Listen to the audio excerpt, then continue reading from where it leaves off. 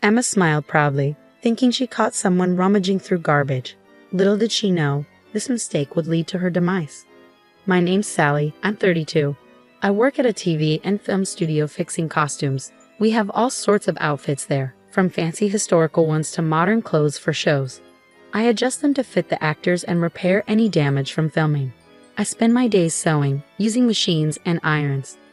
I learned sewing from my mom when I was young, so this job feels like it's meant for me. Even though the hours can be odd and the workload heavy, I love what I do and hope to do it forever. I met my husband Joe while working at the studio. He looked after the actors there. Since we saw each other every day, we became close over time. 2 years later, despite our busy schedules, we got married. But just as we started our new life together, my mother got sick and passed away suddenly. This forced Joe and me to delay our wedding plans. Originally, we were going to have a simple ceremony with family at a local church. But now we had to save up for a proper wedding and honeymoon. Since our work hours were unpredictable, we decided not to rent a place to live temporarily. Instead, we moved in with Joe's mother, Emma, at his family home. Both Joe and I had lost our fathers early in life, so we understood each other's pain. Since my mother was the only parent left for me and Joe worried about his mother being alone, living together seemed like a good idea. I wanted us to get along with Emma, but it turned out to be a nightmare. Emma didn't want to accept me as part of the family. To her, I was like a thief who stole her son. As soon as we moved in, she started harassing me. Emma's criticisms were relentless. She'd point out every speck of dirt, making me feel like my upbringing must have been lacking. I endured her constant nagging, pushing myself to clean until my hands were raw and bleeding. Her standards for chores were sky high. Cleaning, laundry, cooking, everything had to be perfect. If it wasn't up to her standards, she made me do it again without a second thought. And the more tired I got, the worse it got. No matter how hard I tried, she always found fault. I even remember staying up all night scrubbing the sink once. It seemed like she was never happy with anything I did. She insisted I handle all the household chores, and when I tried to balance them with my job by working from home, she only made more demands. Every day felt like I was living Cinderella's story, slaving away at chores. Did you finish the laundry? There's a torn curtain upstairs. Fix it. You're good at sewing, right, Sally? I'm sorry, I have urgent work. Can't the curtain wait until the weekend? I pleaded, hoping for some understanding. What are you saying? If it's left like that, who knows what the neighbors will say? Fix it right away.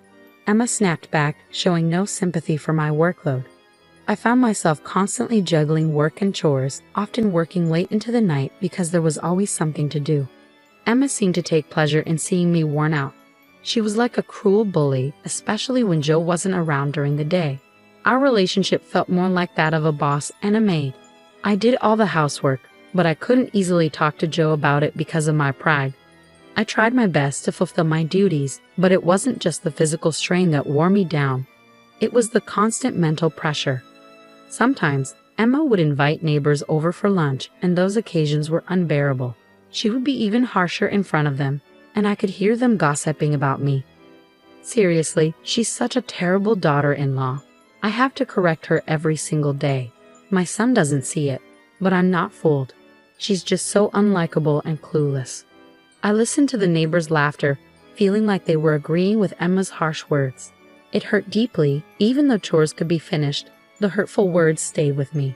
Every day felt like I was reaching my breaking point. If things kept going like this, I feared I might lose my sanity. But it wasn't just Emma. Joe had an older sister, Sarah, who was 38. Sarah lived nearby with her boyfriend and was quite tight with money. She'd often come over for lunch at our place, probably to save on food costs. What made it hard was that she never gave a heads up about her visits. So I couldn't prepare enough food for her. She'd just show up, eat, and leave. And she had this habit of claiming everything as hers.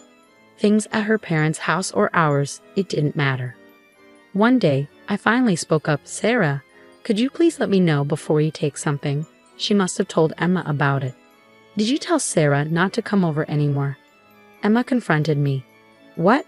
No, I didn't say that." I defended myself. "So you're saying Sarah's lying?" Caught between Sarah's deceit and Emma's cruelty, dealing with either one alone was already tough. But having to face both of them together made the mental burden even heavier. One day, As I walked past the room where Sarah and Emma were talking, their voices were loud enough for me to overhear. It's like having a free maid. How nice. I'm jealous.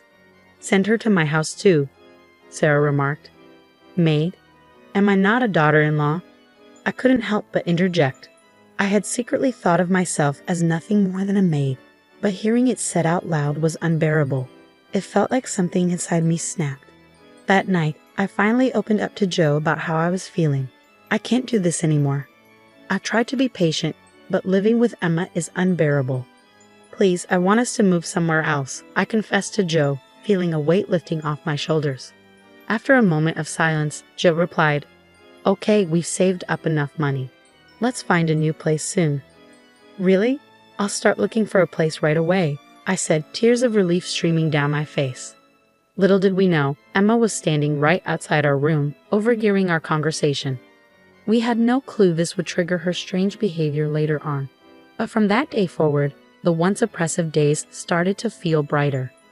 I had one dream, to wear a wedding dress that I had made for my own wedding.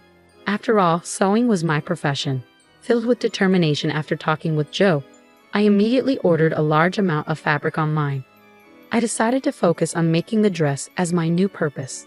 That's what I resolved to do. I began sewing the dress secretly in my room, away from Emma and Sarah. But one day Sarah, who often popped by unannounced, caught me. Wow, what's this dress? It's beautiful to have your own handmade dress, she remarked. Hey Sally, I'm getting married in 2 months. Could you make my dress too, please? Yes, renting is just a waste of money. I want to keep wedding costs low, so please, she insisted, true to her penny-pinching nature. I hesitated, but since she agreed to cover the material costs, I agreed to make it. I started working on Sarah's dress first, since our wedding was still far off. Sarah asked me to keep it a secret from Mom, hinting that she planned to tell Emma she was renting the dress to get financial support from her. Whatever Sarah paid me for materials, she was determined to get back. Her thriftiness was almost impressive. I even talked to Joe about it, and he said, Sis never backs down once she decides something. I'm sorry, but it would really help if you could make it for her.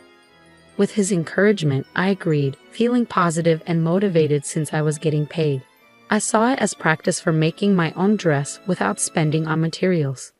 I also hoped it might improve my relationship with Sarah.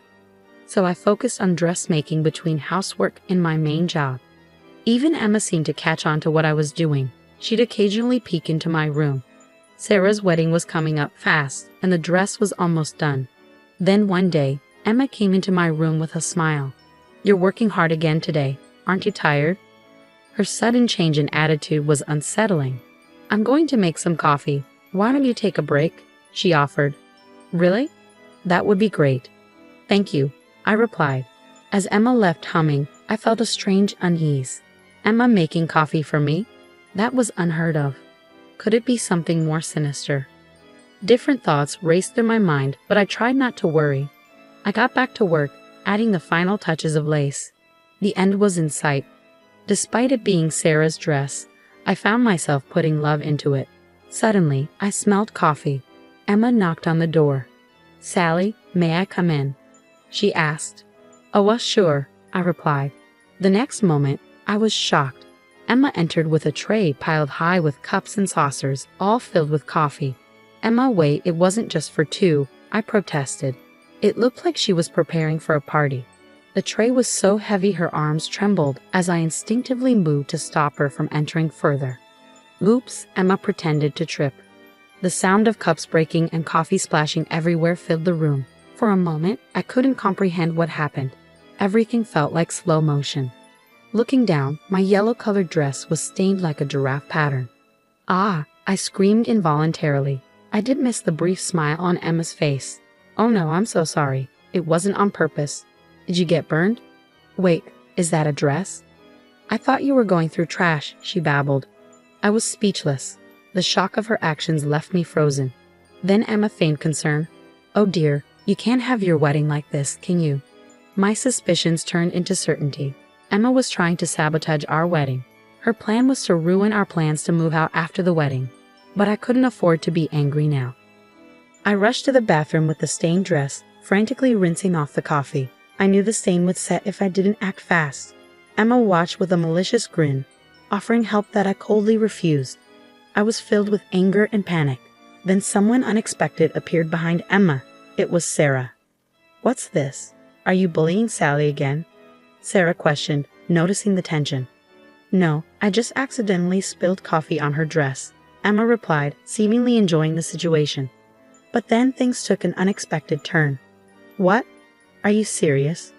That's my dress." "Wait, what?" Sarah exclaimed, bewildered. Emma was speechless, realizing her mistake. "You're Sarah? What do you mean? I can't believe this. I had her make my dress. What am I going to do? My wedding is in 2 weeks." Emma panicked like never before, while I listened to the ridiculous exchange. I continued washing the dress I had been working on for months for my sister-in-law. As I washed, I realized something I hadn't told anyone. I was making the dress for Sarah, so Emma must have thought the dress was for me. She wouldn't have deliberately spilled coffee otherwise. If she had known it was for Sarah, there'd be no reason to ruin it. Joe and I planned to leave this dreaded family home after the wedding. To Emma, I was always the intruder who stole her beloved son. She couldn't bear the thought of me taking him away, so she tried to sabotage our wedding, thinking it would keep her son at home. Such petty thoughts led to Emma's bizarre actions. Sarah was furious, blaming Emma and attacking her. "How could you do this? Everything is ruined. I can't believe my own mother would destroy my wedding," she exclaimed. "I'm sorry, Sarah. Please forgive me. I didn't know it was your dress." "You don't think I did it on purpose, do you?" Emma finally spoke her true feelings while I pretended not to hear and continued washing the dress. Then a man's voice interrupted. "So you thought it was Sally's dress and deliberately stained it?" Everyone turned around at once. "Oh, Joe, when did you get here?" I asked, surprised by his sudden appearance. Joe stood there with a mix of disappointment and disbelief on his face. I had been so focused on washing the dress and listening to their argument that I hadn't noticed Joe's arrival. He had been silently observing the ugly quarrel between his mother and sister. Joe began to speak slowly, his disappointment evident. "You saw Sally working hard on that dress every night, and yet you deliberately stained it. That's truly despicable," he said sternly. Emma and Sarah were taken aback. Emma, in particular, had probably never imagined being scolded by her son, whom she cherished so much. Joe continued calmly yet sadly, "I'm disappointed, Mom. Sally endured your attitude all this time, hoping that one day you might change. She was patient for my sake because you're my mom." His words brought tears to my eyes.